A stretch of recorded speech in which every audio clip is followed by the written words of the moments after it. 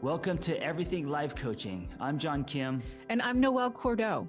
We are the founders of Lumia. And we're super passionate about all things coaching, and we want to share what we've learned from over a decade of coaching and training thousands of life coaches.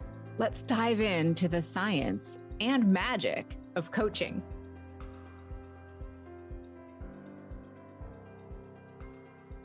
On today's episode, we're going to talk about coaching framework for working with the self. So bringing it back to you, and Noelle told me that this episode is going to be a little touchy-feely. Yeah. Noelle, good morning. It is going to be touchy-feely. And, I want to open with a text message that I recently sent to one of my clients. I text with my clients in between sessions just to kind of do some of that deeper work. And my client was having this really awesome experience with family, with kids, and was feeling like he wasn't useful. And my response was, what do you think the meaning of life is? And if you think about your kids, he has 2 twin little boys, what will it mean for those babies to be useful and in the service of which God? And that's a question that's really stuck with me as I've kind of rolled through of, what do I think the meaning of life is? And John, I would posit this to you as a father. When you think about your child, what does it mean for Logan? What's your expectation for Logan to be useful in life and in the service of which God? At 7 a.m., I still have eye cookies in my eyes, 2 sips of coffee, and This is how we do it. Noelle's asking me, what is the meaning of life? I am. Wow. I am. I think with Logan, but also with myself, how do I say this? To go on that inner journey where you get out of the way of yourself. That's the best way that I could explain it. So something greater is working through you. And I don't think this happens. I mean, I guess it could happen when you're in high school and stuff, but I think it's the arc of that. It takes a lifetime. I think that's the meaning of life is for. I also think it's a personal responsibility for all of us to get out of our own way, so something greater can work through us, so we can be of service to the world. Absolutely, and it's. I also good coffee and good sex too. Yeah, right. Seriously, because you talk about positive psychology. You talk about is it a hedonic, a pleasure, right? Pleasure. Yeah. And I toss in there, food, friends, any kind of pleasure, and the experiences, right? Like, when I really pull back and I think about where I experience the most suffering in my own life, it's in these places where there are these outside systems and structures where somehow I feel like I'm not measuring up to an invisible standard, whether it's money in my bank account or money in my retirement account, or what it means to be a good daughter, a good wife, a good friend, and a good manager, a good business partner, like all of those things. Those are all external, and they give me these standards that I have to measure against, and it's the measurement itself where I experience suffering. But if I actually pull back and say, damn, it's only my responsibility as a human, yes, to be a good person, of course. What's my legacy in this life? But it's my responsibility to experience the world and to be mesmerized by the experience of everything that you can see, do, think, feel, taste, hear in this life. That is the meaning of life for you, correct? Is what you're saying, is the to experience the world. Yeah, I love that. I love that too. I mean, I agree with you. That's why it's hard to pick one definition, because it's such a big question. Yeah, to experience life fully, for sure. Oh yeah, to experience life fully, and I think often about technology, right? Which is so miraculous that at 7 a.m. we could be doing this from across the country. At the same time, I wonder and worry about the way that technology adoption has set up this experience for folks to be projecting Mm, life hmm. versus experiencing it, setting it up to look a certain way Right. versus to have the visceral experience of it be authentic. So yeah, and so not only that, but now with AI, Noel and I could actually be someone else who, because with AI they could create voices of different people, and through AI you could also say, create a episode of a podcast with Noel and John, and it could, based on our other episodes, formulate something. It may not be as original or authentic, but yeah, I mean that technology is also here too. So Yeah, to have speaking of the projecting, experience for us, essentially. yes, That's yes, wild. that That's is wild. wild. Yeah. All right. So this framework that we're going to get into is important because what we're talking about, these are the big questions of our time. This is what we experience. This is what our clients experience. And this is what we experience as coaches in that sticky juxtaposition of who am I as a professional and who am Hmm. I as a human? And what's the balance between creating either content or an experience Yeah. in a either performative or beneficial way for our clients, and then are we actually manipulating and turning the dials in a way to validate our needs based on those external standards. And this goes for our clients too, because we all do this.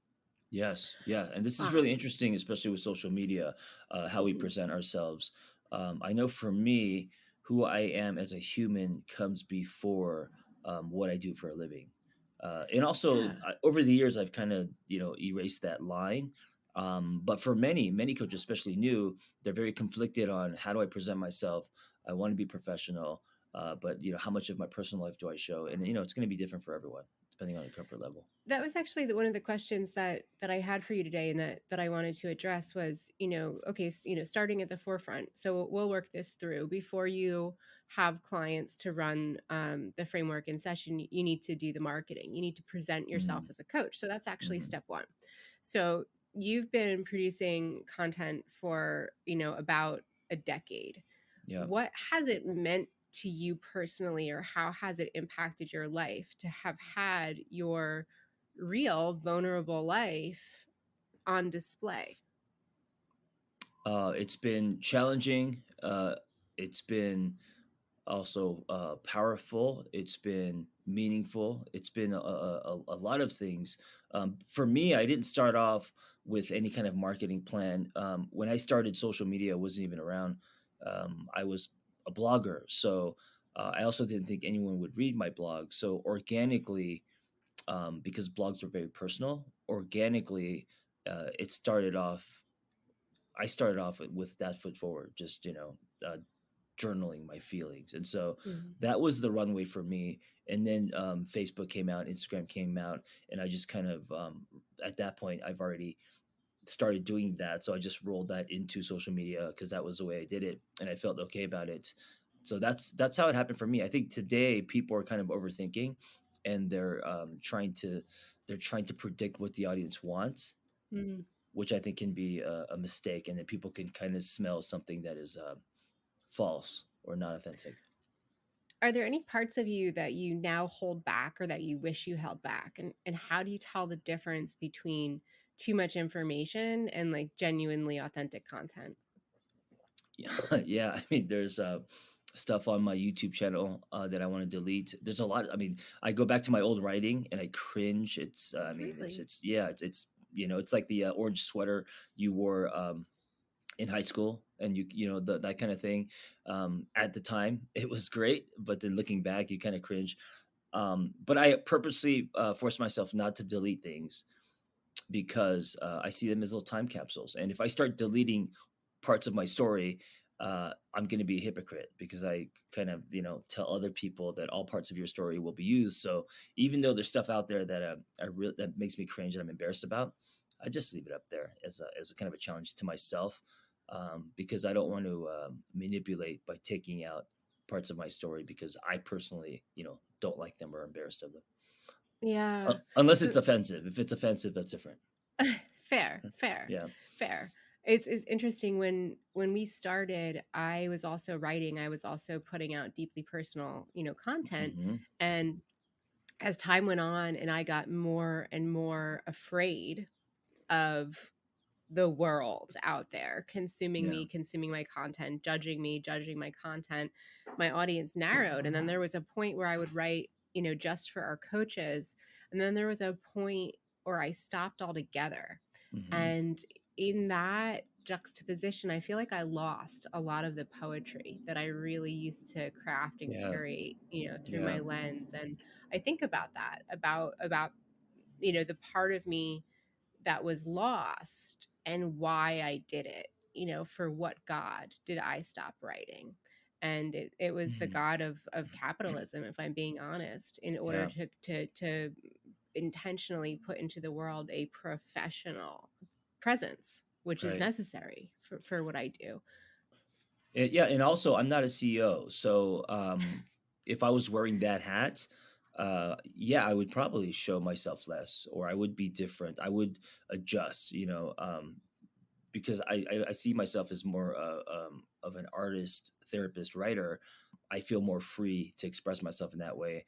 But someone like you know, who has the CEO title, it must be a lot more challenging. There must be more things you think about when you're posting stuff, or if you do. I have to say it's changing for me right now. Yeah. And writing out this framework today was a big point of reflection because as I put myself through the exercises, as we'll do in a second, I realized that, I don't know if that masking is necessarily positive. What would it be like Mm, to be a CEO that was just unabashed and sure. unbridled with Yeah. my joy and my words? What if I Yeah. centered my own version of freedom? And held it implicit in my position? How would that change my life? How would it change the lives of others? So I don't know. Yeah. Hold me accountable. Yeah. Yeah. I think you're a talented writer, and I think you should. I would like to see more of um your personal side. We'll see. I mean, it's going to Yeah. be a grand adventure, right? So let's get into this because I want to take my own medicine today, and it's good medicine. So thinking about clients in session, have you seen this come up for your own clients, the relationship with the self, that people don't accept themselves for who they are and feel that we can only be enough if certain standards are met? Yeah, I mean, I think it's just a world that we live in. I think if you are exposed to any kind of advertising, and of course now with social media, um, there's always comparison. There's always judgment. The judgment is usually starts with self, and it's a common thing. And I sense it with all my clients, Mm. to different degrees. But I think everyone that I've helped struggled with all that stuff, like tying worth to anything external, including myself. Yeah. And what this does for folks, and what this has done for me, is it creates a deep feeling of when you're not enough, when you're not measuring up to individualistic, frankly, unattainable standards.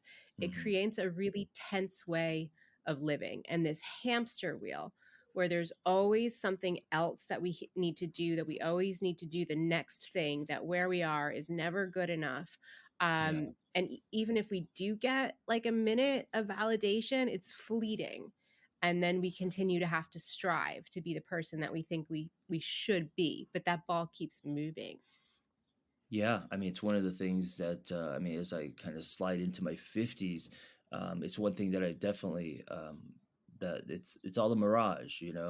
I lived most of my life like I just need to get there, and then things will fall into place. I will be happy, and then when I get there, A, it's not what it looked like in your head, but B, then you want to go somewhere else, and so it's always a moving target, and um, I think it's a dangerous trap.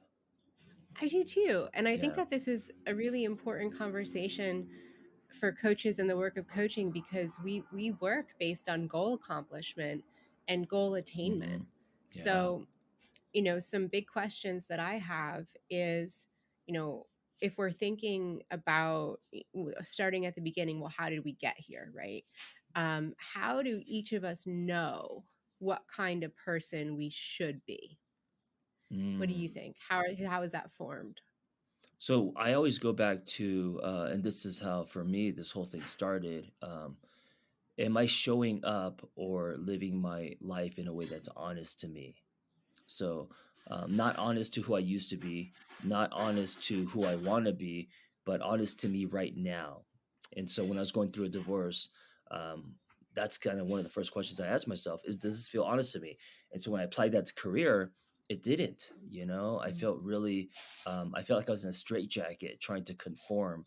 I felt really kind of gross and scared, and I was walking on eggshells. And I was like, this isn't honest to me. This isn't me right now, and so that's why I did the whole angry therapist thing. It was giving myself permission to build something that felt more honest to me. So Yeah, that would be where I would start. Is whether it's your work, your relationship, your friendships, anything. Does it feel honest to you with where you're at right now? absolutely. And I would drill down further on that with values of how Mhm. you want to feel. So what does it feel like when you're Yes. being, honest to yourself? So for me, that's something that I've identified over and over and over again is when I'm in my most honest, most authentic self, I am filled with joy. I Mm, am silly. I am yeah. dancing. I am laughing. I'm loving. I'm cooking for people. I'm, Right. Right. throwing like joy everywhere. And if I take that and juxtapose it against all of my experiences and use that as my compass, I'm like, holy shit, I need to reroute here. Like Hmm. things Hmm. got weird along the way. What's the feeling for you? What do you attach to your honesty? There's freedom. Freedom. So if I don't show up in a way that's honest to me, or if I don't work in a way that's honest to me, I feel trapped. I feel grabbed. I feel unfree. I feel like I'm painting by numbers, right? Yeah. I'm not gonna create anything unique and different. If I start working in a way that's honest to me, I feel freedom. I feel breath. I feel clarity, and I think all of that leads to joy, flow states, happiness and all that. But for me, if I don't, maybe it's because I'm an Aries, I'm a fire sign. So, I need a little bit of wind and I need to constantly be burning. But if I don't feel freedom, that fire goes out really fast. And then I start getting Yeah. depressed. And then, I'm also an extremist. So I go from cloud nine to just basically hell very fast. Yeah, and I think I do too, except it's like a subtler cloud where I just Yeah. like put my head down and suffer, frankly. Yeah. Yeah. And so when we're doing this with clients, it's important to juxtapose that authentic feeling against all of the different rules that we were Hmm. given and Hmm. figure out where they came from. Was it our parents? Was it our school? Was it our community? Was it our country of origin? Was it Hmm. I don't even know the social group we fell into. There are so many different structures that give us these rules for understanding who we should be, and those rules don't really take into account those deep states of being that we just named, like joy and freedom. Are there any that I missed that you think of that can be really powerful in shaping, invisible and false rules that people have? No, but I love the point that you're touching on now. I think we all need to do a life audit because Hmm.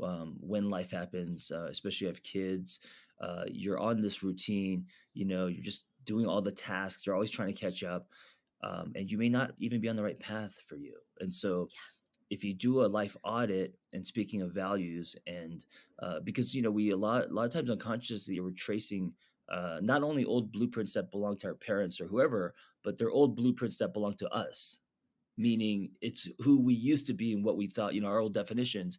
But if we do a life audit, like a divorce is a great time obviously to do a life audit. You may realize, oh, I'm tracing something that's not even honest to me. Here's my new definition.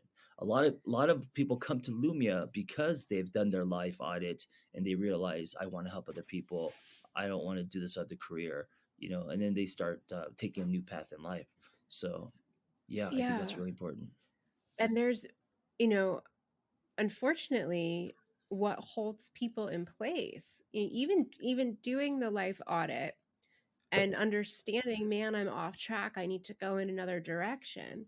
There's fear Yeah, because of we've been course. so conditioned that Hmm. if we don't meet the standards that someone else set forth for us, everything will crumble and there will be loss on the Well, I other mean, side. to rip our map in half and to toss it is terrifying, right? Yeah. And so that's yeah, of course, and it was for me too. Throwing your map away, starting all over is just yeah. It's like, where do I start? Where do I start? Where Yeah. and so the coaching question that comes into play here is, what are we truly after? And Hmm. and that can be such a terrifying question, which is why I always like to anchor in those feelings, because you don't have to define fully the future vision. When I say I'm truly after joy, and you Hmm. say I'm truly after freedom, that actually opens up a ton of room for it to look a whole lot of different ways Yeah. Yeah. that we might not ever be able to imagine on our own. Well, I don't think we can, and I think you're not supposed to because whether it's joy or freedom or whatever you're after, there's a period where you have to just experiment. You have to throw things at the wall. You have to color outside the lines. You have to go through just rolling up your sleeves and playing with things to even know what you want. I don't think it's like, oh, I see it. It's exactly what I want, because it's probably not. And so taking chances, and this is where my whole like promise to self to build the bus while I'm driving it. And a lot of times that bus crashes. I get it, but I have to do that for me to know, for me to have data, for me to give myself new Yeah. experiences. Yeah. And that's such a good point. Like, so this feels so normal, so natural, and it makes a ton of sense when we're sitting here saying it. But what we're suggesting is actually a really radical way of being, because our whole Mm. society is based on Mhm. measurements. And there are 4 points that I took down regarding this technique that we want to work with clients on. And these can be really hard for people to internalize, that Mhm. we are loved regardless of our mistakes, that we're worthy of affection and belonging regardless Mhm. of our imperfections, that we deserve to be here on this earth, and that we deserve to be loved, period. What has been your experience with those tenets for yourself and seeing them in others? I think they're rare. I think a lot of people, successful people on paper, a lot of times they go after what they're going after because they don't feel worthy or lovable. They're trying to um, fill holes with trophies, performance, that kind of stuff. A lot of clients, I also see a lot of high achievers, a lot of CEOs and people that have done very well. And when we start having conversations about self worth and self care and all of this stuff, it's a problem. They don't like themselves basically, and they haven't because of whether it's childhood or whatever. So now their performance is coming from a place of proving something, not from a place of feeling value. Yeah, and all of the literature in positive psychology, all of the empirical data suggests that when we turn to those tenets, which are actually representative of character versus outward markers of success, we feel better and we can begin to experience what's known as authentic happiness. Hmm. Another thing that I think coaches have to contend with is, as you're describing, very successful people are often unhappy. Yeah. And I've been having a lot of conversations with other female CEOs, really specifically. And Hmm. one of the challenges that we have all experienced is, our jobs are worthy, but they actually suck. Like, it's Mm, actually really hard and really yeah. painful a lot of the time, and there's a measure of disbelief, perhaps jealousy for somebody in the position where you're like, "Oh, you've reached the pinnacle of your career," and you're actually like, "Wow, Yeah. it's pretty terrible." You know? So this idea, like, you can't admit when things are painful Hmm. if it actually represents a standard that you're supposed to have wanted. Where in your life have you experienced that?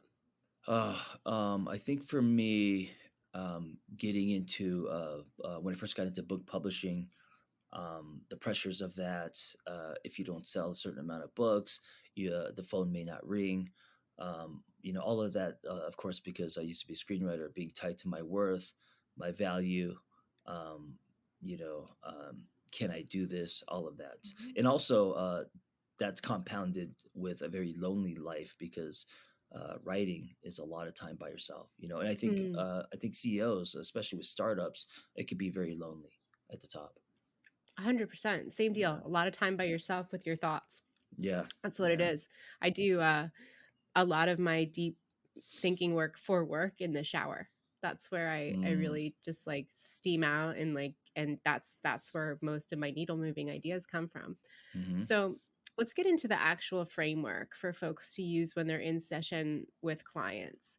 And what you do is you ask your clients to think about three standards, maybe even two to start with, that they have been hanging on to that tell the world that they're good enough.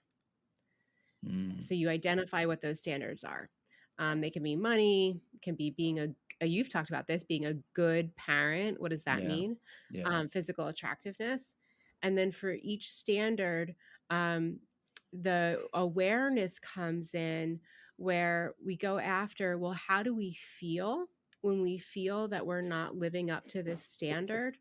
And what are the sacrifices that you make in Mm. order to live up to the standard? How does it actually impact your life? How does it detract from your life? So I'll do one, you do one. Do you want to go first? Or do you want me to go Yeah. first? Wow, it's very thorough. I love it. You go first while I buy myself some time. Okay.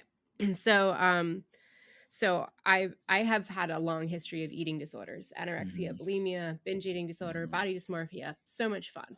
The standard that I was chasing was that as a woman, I'm not worthy unless I'm in a visibly like thin body that's Mm. acceptable to Mhm. society. And when I felt like I wasn't meeting that standard, I experienced shame, um, and anguish, Mhm. truly. And the sacrifice that I made to be able to live up to that standard, especially in my 20s, which is so sad because it was my 20s, was that I didn't leave the house. I was so held captive by this idea that I was unacceptable if I looked a certain way that I stopped participating in life. Mm. And I lost those years. And now, completely on the other side of eating disorders, where I no longer experience that, I don't even think about my body anymore. Mhm. I have too much work. I just go, whatever. Right, right. Um, like, thinking about how held in place I was by that shit, Mhm. there's grief there. I lost so much. I lost my ability to experience joy and experience the world. Yeah. Wow.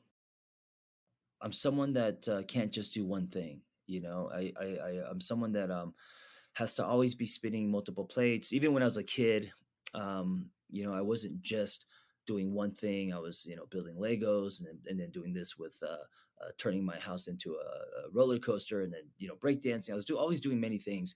And because of that, I feel like in my profession, um, I'm not a master of one. I'm kind of okay at a lot of things, and or that's how I see myself. And so I feel like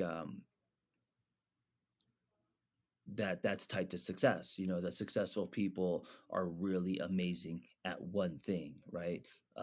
Michael Jordan or Bruce Lee, or like people that, are successful at this one specific craft or this one thing. And because I do a lot of things, sometimes I feel like I'm not going to be successful, or that I'm not as impactful because I'm spreading myself too thin. But it's how I'm wired. It's what makes me happy in life, So that kind of conflict back and forth. Yeah. Wow.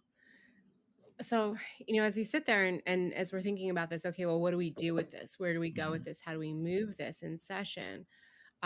We know that it's impossible to experience a negative emotion and a positive emotion at the same time. Hmm. And when we identify these deep emotional potholes, that we sit in, it even though it is hard, and I don't say this lightly because I just disclosed my years, decades long challenge with eating disorders.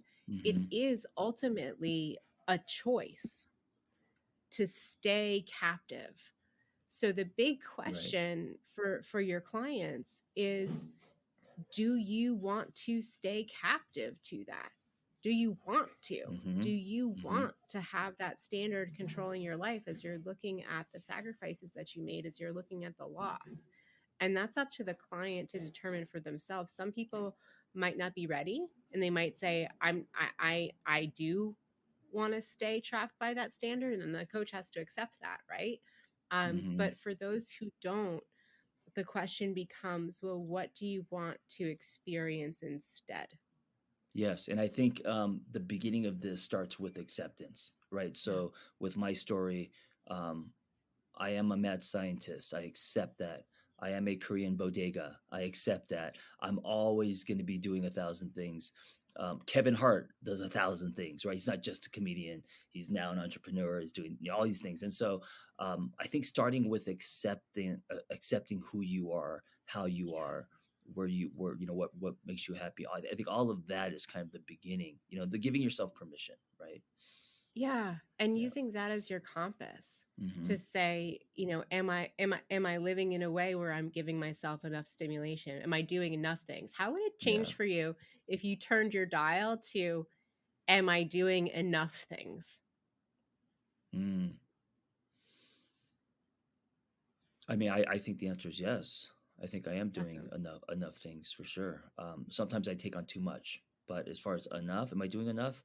Yeah, yeah. I think I've designed my life in a way where I feel like I am doing enough. Yeah. And I guess for me, it would be, you know, um, am I leaving the house? Am I getting out the door? Am I Hmm. experiencing, enough in the Life. world Yeah, juxtaposed against the cage that I once sat in? And I think the answer is yes. yeah, yeah. Yes, I am. I love it. Awesome. Awesome. Well, thank you, John. I hope everyone this was helpful today. Lots of food for thought, some entry points to our own psyches and the psyches of our clients, Hmm. and a really nice example of some coaching work. Yes, a reminder to start your life audit and sit with some of these powerful questions and see where you land. And if you want to do this with others, come see us at Lumia. Yes. All right. Be well. Thanks for listening to Everything Life Coaching. If you're feeling the draw to become a coach, head to lumiacoaching.com/everything. Explore a new career that brings fulfillment, gives you a true sense of purpose, and a bold community to do it with. Lumia is ready to equip you with the tools, training, and community you will need to reach your goals. If you're ready to build a unique coaching business on your own terms while making an impact on the world at large, Lumia is the next bold step in your coaching journey. That's lumiacoaching.com/everything. And hey, if you're waiting for a sign, this is it.